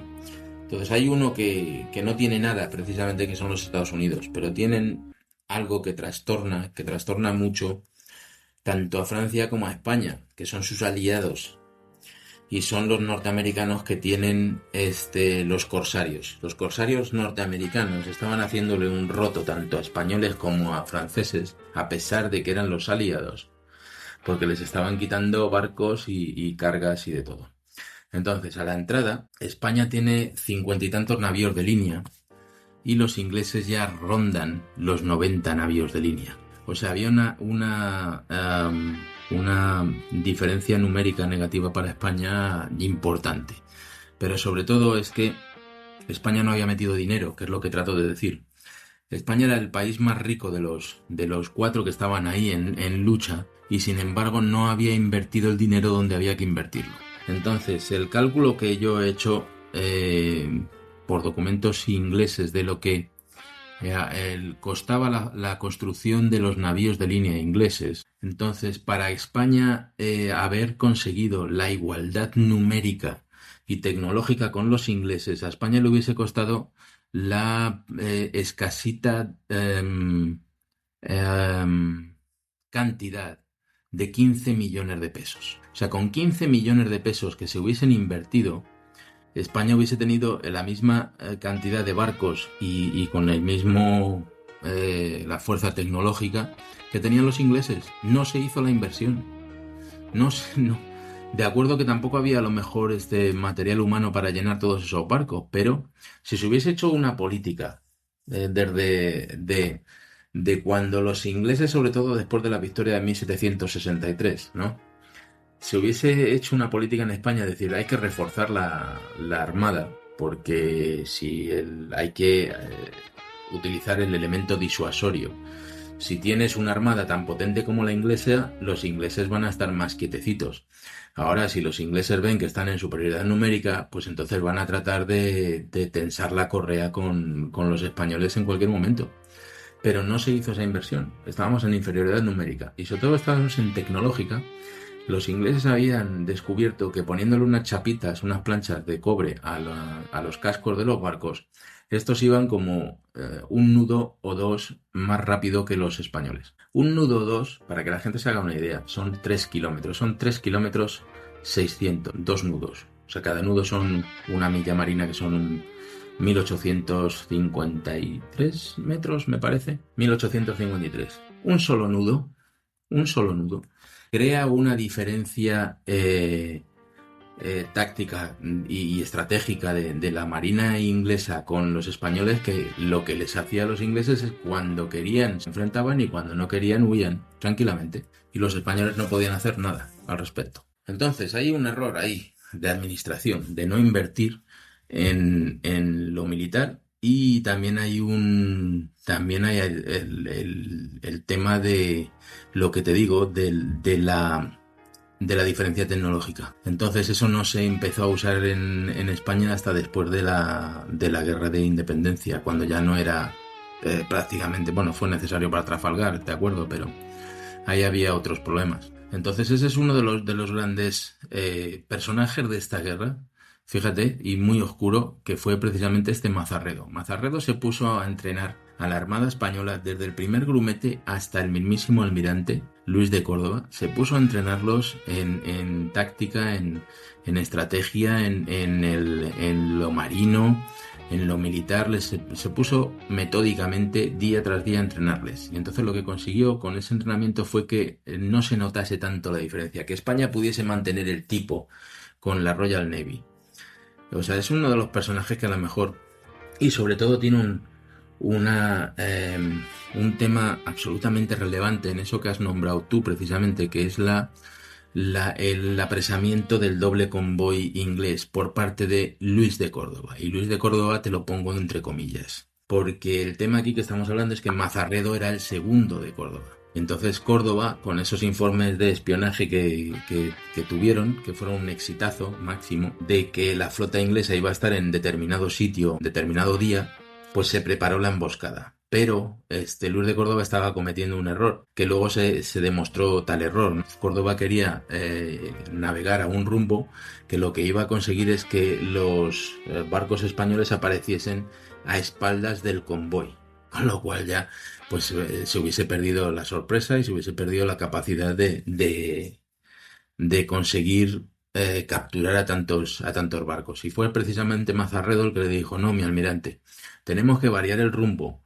Si apuntamos a la flota hacia este otro rumbo, había una variación de varios grados de rumbo. Si apuntamos la flota, lo que vamos a conseguir es que mañana, al despuntar el alba, estemos justo enfrente de la flota del doble convoy inglés, como así sucedió.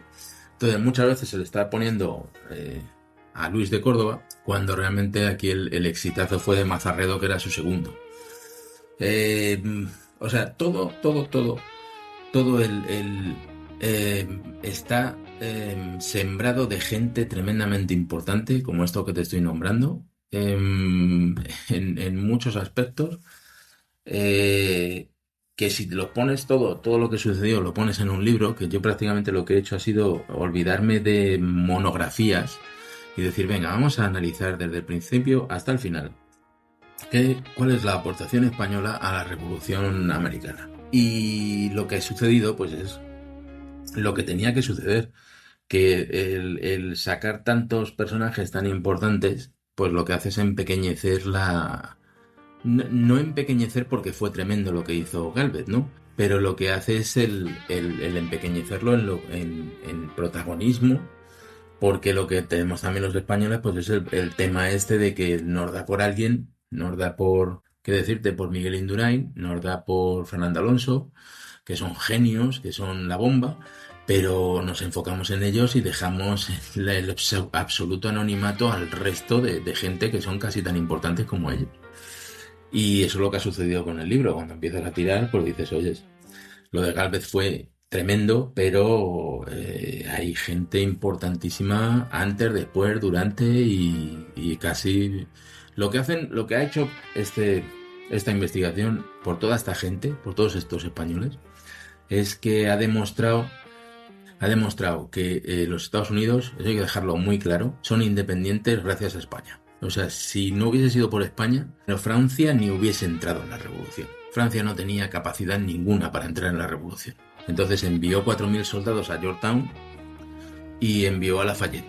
Y entonces estamos de Lafayette hasta las narices, porque Lafayette fue un niñato de 19 años bastante poco preparado. Lo que ocurre es que era marqués. Y entonces a Washington, pues igual es que le puso cachondo tener al noble francés allí bajo su mando, ¿no? Pero Lafayette era un tío. Llegaron 2 o 3 más oficiales franceses, pero nada más. No se gana una revolución con Lafayette, eso hay que tenerlo claro. Tropas francesas, hubieron muchas tropas francesas combatiendo 4.000 soldados. Que sepamos, 4.000 soldados para Yorktown. Hubo un intento en una batalla más al norte. ¿Lorenzo quizás? ¿Cómo? ¿Lorenzo? No me sale el nombre ahora. Hubo una intervención francesa bajo D'Estaing, era el nombre del francés, y resultó un fracaso. Los franceses se fueron con el rabo entre las piernas Resultó un fracaso total aquella intervención y entonces los franceses no volvieron a desembarcar hasta la batalla de Yorktown, que bajaron 4.000 soldados. ¿Las tropas españolas combatieron siempre por sí mismas o combatieron junto con los norteamericanos? No, con los norteamericanos nunca. Combatieron junto con franceses. En Pensacola. La batalla de Pensacola hay un regimiento francés. Bueno, en total sería un regimiento en varias unidades. Hay un regimiento francés allí metido. Se enviaron unos pocos barcos también que estaban en Dominica, creo que era la isla francesa. Se enviaron para la batalla de Pensacola, para hacer número, ¿sabes? Pero no, con los norteamericanos nunca se combatió. Se combatió, te voy a contar. La toma de las Bahamas es una insubordinación que hacen tanto Miranda como Cajigal, contraviniendo las órdenes de Gálvez, que en ese momento era tras Pensacola, pues Gálvez era el mayor mando que estaba allí asignado por orden de su tío, José de Gálvez, y por orden del rey, evidentemente. Entonces estos se insubordinan, que esa fue una de las razones por las que fueron metidos en la cárcel. Hasta a Miranda no, porque se escapa. Entonces estos reúnen una flotilla y le ofrecen a los norteamericanos, a 2 o 3 barcos norteamericanos que se dedicaban al corsario, les ofrecen, creo recordar que eran 200.000 pesos, me parece que fueron, y entonces se van Miranda, Cajigal y un batallón se van con los norteamericanos a la conquista de las Bahamas. Esto en contra de las órdenes de España, de José de Gálvez, de Bernardo de Gálvez, de todos los mandos. Claro, luego España utilizó esa conquista de las Bahamas, le vino bien, porque en la negociación con los ingleses la intercambió por San Agustín de la Florida. Se la intercambió por la Florida del este, la Florida oriental. Pero claro, esto fue una insubordinación de estos dos personajes. Y fue el único momento en el que los americanos estuvieron luchando junto con los españoles, pero claro, en plan de mercenarios, cobrando dinero por ello. Imagínate. No. Con franceses sí, con norteamericanos no. Según tengo entendido, la Marina francesa que sitió el puerto de Georgetown en la última batalla decisiva, estuvo allí y cometió la supuesta hazaña gracias a que quien le pagaba el sueldo a los marinos y quien financiaba aquella flota era España. Claro, no, si eso yo tengo pues 1 o 2 capítulos hablando de ese tema y eso se paga íntegramente por España. Ese es parte de la estafa francesa. Tenemos al almirante de Grasse que se encuentran con que el almirante británico Rodney se encuentra enfermo. Su flota de navíos de línea necesita reparaciones, entonces en ese invierno él se va a finales de ese verano él se va para Inglaterra y deja desprotegido Yorktown. Entonces gracias a los espías españoles y franceses se dan cuenta de esto, de que hay una ventana ahí, esperando el invierno, esperando que no les fuesen a acosar. Cornwallis se atrinchera en la bahía de Chesapeake y entonces Rodney se va a Inglaterra. Se quedan entrincherados allí y desprotegidos en un sitio que era complicado. O sea, fue un error táctico importante de los británicos. Entonces el almirante de Grasse se va a las colonias francesas, se va a Haití a pedir dinero, porque claro, no hay dinero. Los americanos dicen, vamos a ver, no hemos cobrado ni un solo peso, ni un solo real en todo lo que va de guerra. Y estamos hablando de 1781, o sea, ya llevaban 6 años de guerra. No les habían pagado nunca. Los franceses habían salido del puerto de Brest, habían salido hacia el Caribe pagados por España. España invirtió allí 2,5 millones de pesos. Con documentos, ¿eh? Bueno, no se sabe si son 2,5 millones o 3, porque hay documentos para todo. Entonces, España paga por el traslado de la flota francesa de Grasse desde el puerto francés de Brest hasta el Caribe. llegan al Caribe, se enteran de que hay esa ventana de ocasión con la desprotección de Yorktown, pero el ejército de Washington dice, no hemos cobrado, vamos desnudos, no tenemos balas que tirar y aquí hace falta dinero. Y entonces lo mismo le dicen los soldados, los 4.000 soldados, que no eran 4.000 porque habían sufrido bastantes bajas por unas fiebres de vómito negro, habían sufrido bastantes bajas en la travesía del Atlántico. Y lo mismo que la española de José Solano y Bote sufre un 25% de bajas sin entrar en combate, solo el traslado desde España hasta el Caribe. Entonces llega de Grasse a sus colonias francesas, le pide dinero a los ricachones franceses que están allí en las colonias y le dan 10.000 pesos. Y el tío decía, pero vamos a ver, si me hacen falta 2 millones, ¿qué hago con los 10.000 pesos? Total, que este almirante pues habla con Saavedra, con el emisario del rey español, el plenipotenciario en el Caribe. Saavedra vacía las cajas de Puerto Rico y de La Habana y le consigue 100.000 pesos más. Pero esa cantidad únicamente sirve para llenar de comida a los barcos y arreglar la flota francesa, o sea, para los suministros. Entonces, que este es el momento en el que se ha hecho famoso, porque hay gente por ahí diciendo que llegaron las damas, las nobles cubanas españolas y empeñaron sus joyas para que se pagase la batalla de Yorktown. Hasta esto es falso, porque solo hay el préstamo que se le da a Saavedra, 500.000 de pesos. Se le da para pagar a los soldados americanos y a los franceses en Yorktown. Son 500.000 de pesos. Esto es un préstamo que Saavedra pide a toda la isla de Cuba. Solo hay una señora que les da Bárbara no sé qué, una noble, un condesa o marquesa. Solo una de ellas da un poco de dinero y el resto, fíjate de dónde sale. Sale del situado de los regimientos españoles que estaban en Cuba. O sea, hay gente, cubanos con dinero que hacen un préstamo.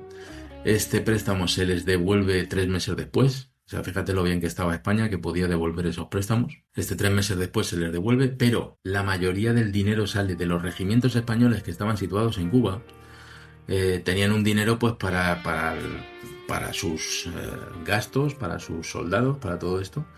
Y los comandantes de los regimientos son los que ponen el dinero para que se pueda pagar a los soldados norteamericanos y a los soldados franceses. Entonces hacen esta inversión y a interés cero. O sea, son los soldados españoles los que están financiando a los soldados norteamericanos. Imagínate hasta el punto. Entonces nos hemos empeñado. Ha habido historiadores incluso que se han empeñado, que les parecía muy épico que unas nobles cubanas invirtiesen sus joyas para la Revolución Americana. Y resulta que quien estaba invirtiendo eran los propios soldados españoles. Imagínate la épica de este tema. O sea, que tú eres soldado, que siempre los soldados españoles han estado por el mundo con una mano delante y una mano detrás. Y eres soldado y resulta que estás financiando la independencia de los Estados Unidos. Más épica que eso, que es la verdad histórica, no hay. Pues ha habido gente que la según Carlos García Andrade, autor del de A8 español, en profundidad del uso del Real de A8 español y su significado y lo que conllevó, testimonia cuál es su fuente. El rey de Estados Unidos decía que era Carlos III, porque ya no solo en las tropas francesas, sino en los bolsillos de cada soldado norteamericano, claro, lo que había era la cara en forma de moneda de Carlos III, porque hasta las tropas norteamericanas estaban pagadas con dinero español. Con los pesos españoles. Si es que toda la independencia de los Estados Unidos se financia por España. Y mira, en estos últimos días he tenido algún idiota, porque no se le puede llamar de otro nombre, que se ha metido en mis redes sociales a decir que ese dinero era mexicano y que había que agradecerles a los mexicanos y tal. Cuando aquí se habla de España es porque en ese momento el conjunto del imperio español era España. Entonces, Exactamente. Y México no desde estaba Filipinas ni en proyecto. se Nunca puso dinero. nunca había existido México. Exactamente, desde Filipinas se puso dinero, desde Argentina, desde Venezuela, desde Perú, se puso dinero, pero ahí tienes a algún idiota mexicano que quiere adquirirse el tema este, ¿no? El Ya, pero crédito. es que el indigenismo mexicano es vergonzoso. Pues ese Vergonzoso es el bajo la tema, perspectiva de lo muy inculto y que es. falaz que es. Ujú. Yo me Pero cuando sorprendo hablamos, de la manera tan vergonzosa que tienen de así inventarse la es. historia en México. En este tema, Pero la México, absoluta México se vergüenza. independiza, hay que dejárselo claro, México se independiza en 1821. Estamos hablando de un momento en la historia de 1783, o sea, más de 30 años antes, 38 años antes. Entonces, en ese momento, todos los territorios españoles formaban parte de España. A estos hay que dejarles claro que la desgracia que tiene España en este momento actual es que ha conservado el nombre original y el resto se lo han cambiado. Pero no quiere decir que en ese momento todos esos territorios, incluyendo Filipinas, formaban parte del Imperio Español o de la corona hispánica, como alguno se quiere poner muy técnico últimamente también, ¿sabes? Me da igual, corona hispánica, que Imperio Español es lo mismo, Sí, para ¿sabes? decir que España no existía, es el rollo de siempre. El rollo Y ese, además, sí. incluso la palabra imperio español yo la repudio, aunque tácitamente era un imperio, su volumen, por su tamaño, por sus dimensiones, por su poderío, pero eso era España, para de Sí, contar. Ni ya, pero imperio ni bueno, hostias. pero Es al que no final hay pues ni una tienes... sola prueba numismática que rece imperio español. Carlos No, III, emperador de España. Eso no no, pero existe. te voy a decir una cosa, Alberto. Es que el problema es el momento actual. Que en el momento actual, si tú dices España, pues evidentemente te estás refiriendo a la España peninsular. Y si dices Imperio Español, pues la gente, el profano, lo entiende como todos los territorios de lo que era España en aquel momento. Pero como son tan cortitos, pues son incapaces de entender algo tan básico como esto. Eso es Entonces, una cuestión de economía lingüística. así es. Te doy la razón. Oh, Te doy la razón. Bueno, más que de economía ¿sabes? lingüística, de hacerte entender por gente que es difícil Que no lo entiende. que no lo entiende. Entonces, pues Pero te dejemos claro una ahorras. cosa, no existió ningún imperio español. España fue más humilde que para constituirse en imperios. Sí, bueno, España sí simplemente existió, porque creció. realmente ¿quién se nombró emperador? ¿Qué fue? Carlos Carlos I, I. Carlos I era emperador del Sacro Imperio Romano Germánico, no Por eso. emperador de España. Rey de Bueno, España y emperador del Sacro Imperio Romano Germánico. entonces lo que tenemos ahí para seguir un poquito con esto es que el francés pues se encontró con que de repente podía pagar a sus soldados y podía pagar a sus marinos y podía ir a la batalla de Yorktown. La batalla de Yorktown es definitiva porque es el momento en que los ingleses dicen hemos perdido esto, ya no nos compensa seguir invirtiendo en esta guerra y es en el momento en el que los ingleses con la moral tan baja estaban dispuestos a firmar una rendición total. Es Iban que a estaban en rendir. quiebra, ¿eh? Hablamos mucho de la quiebra francesa, pero Inglaterra está en quiebra. Sí, pero son mucho más pragmáticos y entonces salen de las quiebras. Y ellos estaban, las dos cámaras le estaban diciendo al rey a que hay que salir de esta guerra sea como sea. Ya, denles la independencia. ¿Por qué? Fíjate, el tema de la independencia, la guerra de independencia es un tema únicamente de orgullo. Y es que los americanos querían ser independientes y los ingleses querían que fuesen independientes. Pero lo que no querían era reconocer la independencia. O sea, el rey inglés por su orgullo personal, era incapaz de reconocer la independencia. Entonces, lo que les ofrecieron a los americanos era en la formación de un estado libre, asociado, o sea, los eufemismos típicos en estos casos, ¿no? Y los Uh-huh. americanos dijeron que no, que ellos querían la independencia. Pero esa fue lo que te digo, la batalla de Yorktown, es el momento en que Inglaterra dice, pues mira, darle la independencia y sacamos de allí a los 20.000 soldados que nos quedan, ¿vale? Y ya está. O sea, ellos tienen su independencia. Fue Y independencia política, porque económicamente siguió la dependencia. ahí voy a explicarlo. O sea, sigue siendo una colonia económica. Sí, porque tenía unas deudas Ese fue enormes. un gran error, ese fue un gran error nuestro, ¿eh? Total, Vincular la economía de Estados Unidos a España. total. Bueno, el gran error fue general. Ese podría haber sido. Entonces, en el apartado de conclusiones del libro Revolución, lo dejo claro. Y es que si miras el resultado y no te centras, porque estamos muy dados los españoles a centrarnos en, no, hay que hablar solo de cosas positivas. No hablamos de lo negativo, hablamos solo de cosas positivas. Entonces tenemos que hablar del doble convoy que le quitamos a los ingleses. Pero nadie habla de que unos poquitos meses antes los ingleses nos habían quitado a nosotros otro convoy, de la compañía Ah, guipuzcoana con... Sí, sí, sí. no lo sabía, ahí me has pillado por sorpresa. Esa Pues información a mí no me ha llegado unos nunca. poquitos meses antes, acuérdate que estaba en 1780, estaba Gibraltar estaba con el asedio. Un asedio que por otra parte fue un error tremendo también español y que era un coladero, un absoluto coladero.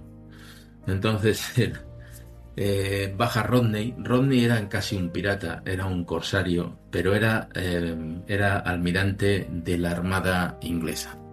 Y este era, lamentablemente, para nuestros intereses, y yo soy partidario de reconocerle a cada cual, al César, lo que es del César. Este era un almirante buenísimo. O sea, nos hizo un roto espectacular. Se lo volvió a hacer a Francia varias veces. O sea, este tío, lamentablemente, pues era buenísimo. Entre otras cosas, ¿por qué? Porque tanto en Francia como en España, pero sobre todo en Francia, los almirantazgos se les daba a los hijos de los marqueses y a los nobles, que no tenían ni idea absolutamente de nada. Pero en cambio los ingleses, que siempre han sido pragmáticos, los almirantazgos se los daban a la gente competente.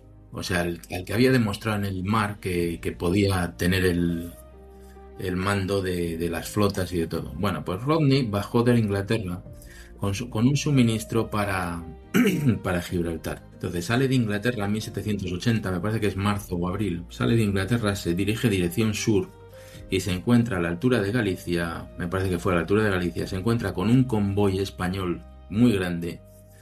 Mira, si a los ingleses les quitamos nosotros 55 barcos, el que nos quitaron los ingleses, la compañía guipuzcoana de Venezuela, con también, me parece que iban 2 navíos de línea y no sé cuántas fragatas de escolta, estaba formado por unos 20 y tantos barcos, ¿vale? O sea que baja a la altura de Galicia, nos quita casi sin ni un solo cañonazo, nos quita todo ese convoy.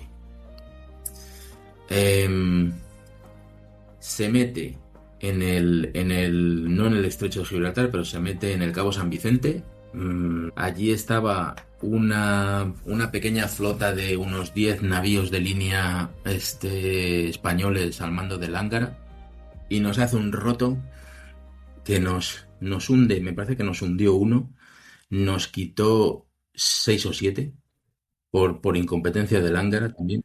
Nos quitó 6 o 7 y de suerte, no, espérate, nos quitó más. Y de suerte que como se levantó una galerna allí en el sur y ellos no tenían muchos marinos, cuando te quitan los barcos ellos se los llevan como, los dan, los cambian de nombre y los ponen como si fuesen ingleses, ¿no? Alzan el pabellón y se quedan con esto. Entonces, claro, tienes una tripulación española que la metes en las ¿cómo se llama? En las cestas de carga, la metes debajo y entonces le pones a cada navío que has capturado, le pones una tripulación inglesa de a lo mejor lo estrictamente necesario para poder gobernar el barco y llevarlo a puerto seguro, ¿no? Pues bueno, estaban llevando los barcos españoles, se levanta una galerna y no recuerdo ahora si son 3 o 4 de esos navíos, la tripulación española se rebela y consigue retomar el poder de los navíos y se los lleva a Cádiz. Entonces, el roto que nos hicieron pudo haber sido mucho mayor, pero nos quitaron un convoy de cargas y después nos hicieron un roto en la flota de Gibraltar, del bloqueo de Gibraltar. con la misma fuerza se mete en Gibraltar y descarga toda la carga que le habían quitado a los españoles, la descargan en Gibraltar y probablemente gracias a eso Gibraltar no cayó en manos españolas por, con nuestros propios suministros. O sea, los suministros que iban para América se los llevaron los ingleses. Todo esto la gente no lo sabe. Y entonces se te pone a hablar, no, porque Luis de Córdoba, y entonces ahí les hicimos nosotros la quiebra de la bolsa inglesa, vale, muy bien. Pero el problema es que nos estamos centrando solo en las cosas bonitas, en las historias bonitas, pero no hablamos de las historias jodidas que también las hubo.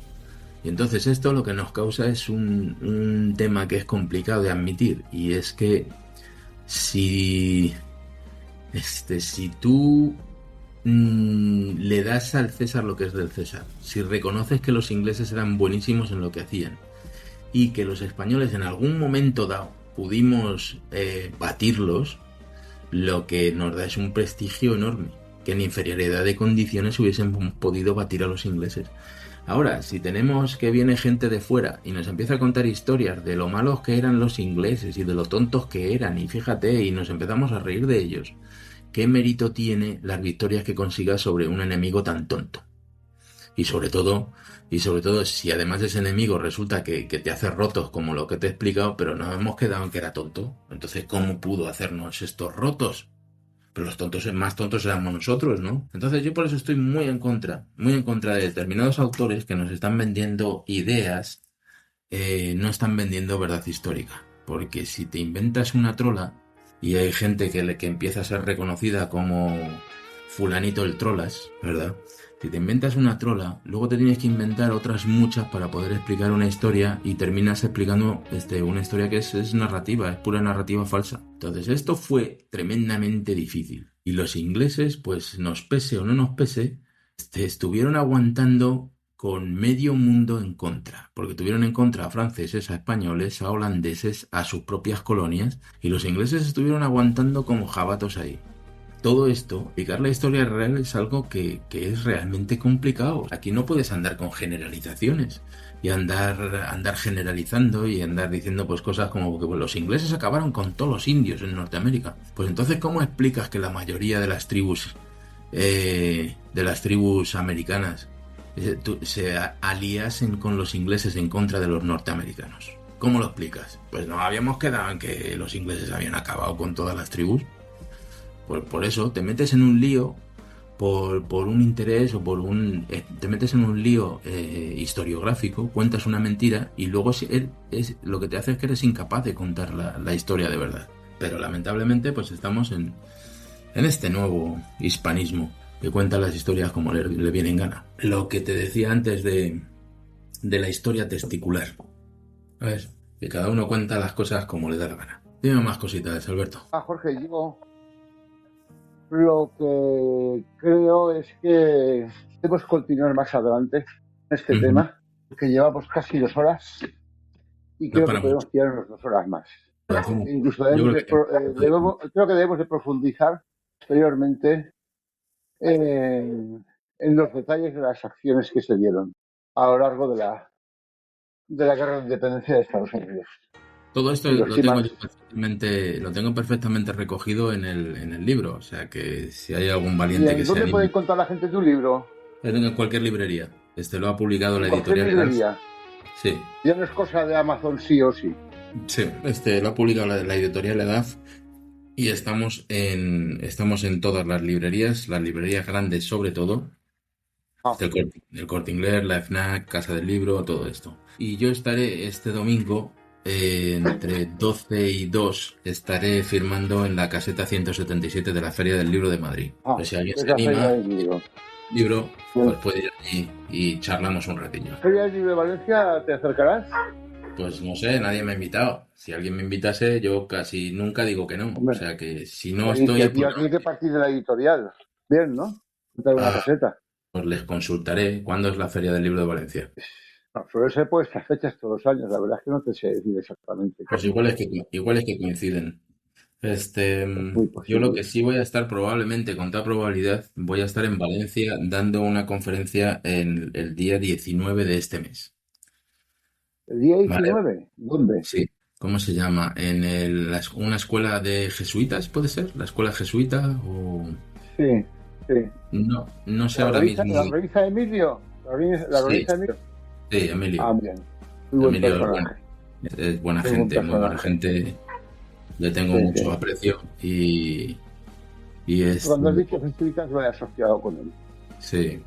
Había otra opción que era ir al museo militar, El militar, sí, sí, pero también.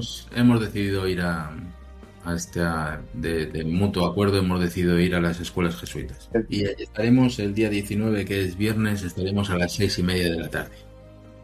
Así que si te Pues animas, si nada, quieres conocemos a pasar todo por el allí, mundo. pues, Este domingo charlaremos. en la Feria del Libro de Madrid podréis, podréis conocer a Jorge y os podrá firmar el libro que alquiláis. Sí, tendremos Lo un mismo ratillo. pasará el día 19 en Valencia, en la Eso Escuela de es. Jesuitas. Muy bien, Perfecto. Jorge. Pues nada, Pues muchas gracias por el diálogo que nos has dado hoy, instructivo diálogo, y amenazamos a nuestra audiencia con volver. eso es. Que no Adiós falte. a todos.